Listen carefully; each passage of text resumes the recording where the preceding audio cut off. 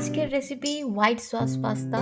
তো white sauce pasta বানানোর জন্য আমরা একটা প্যান নিয়েছি, তাতে দিয়েছি জল এবং জলে আমরা দিয়েছি 1 টিস্পুন লবণ এবং 1 টিস্পুন সাদা তেল। জল বয়েল হয়ে উঠলে সেটাতে আমরা পাস্তা অ্যাড করে দেব। এখানে আমি ম্যাকারনি পাস্তা অ্যাড করেছি। তো পরিমাণ মতো পাস্তা আপনার যতটা দরকার ততটা অ্যাড করবেন। এবার আমি 7 থেকে 8 মিনিট এটাকে বয়েল করব শক্ত হওয়া পর্যন্ত। এটি ভালো করে সেদ্ধ হয়ে গেছে। এবার এটাকে আমরা ছেঁকে নেব এবং পরিষ্কার জল দিয়ে একবার ধুয়ে নেব।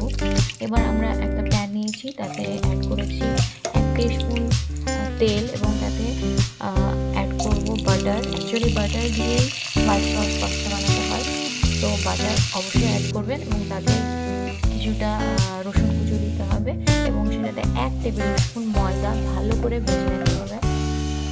তো ময়দাটা অবশ্যই ব্রাউন কালার হওয়া পর্যন্ত ভাজতে হবে। এবার এখানে আমি অ্যাড করে দিয়েছি দুধ। তো আমাদের পুরো 1 কাপ দুধ লাগবে। তো আমি আস্তে আস্তে কয়েকবার দুধটা ইউজ করব।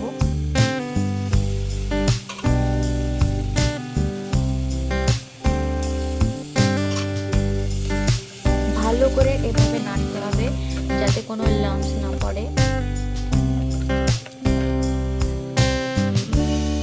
আমি আবার কিছুটা বাটার অ্যাড করেছি, আপনারা চাইলেও অ্যাড করবেন।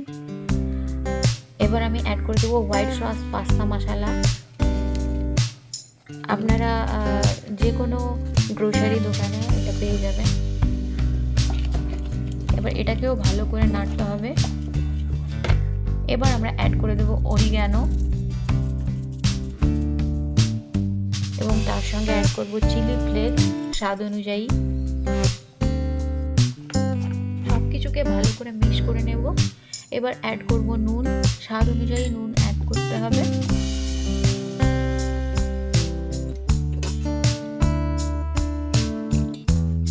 এবার আমি বয়েল পাস্তাটা অ্যাড করে দেবো এবং ভালো করে মিক্স করে নেব।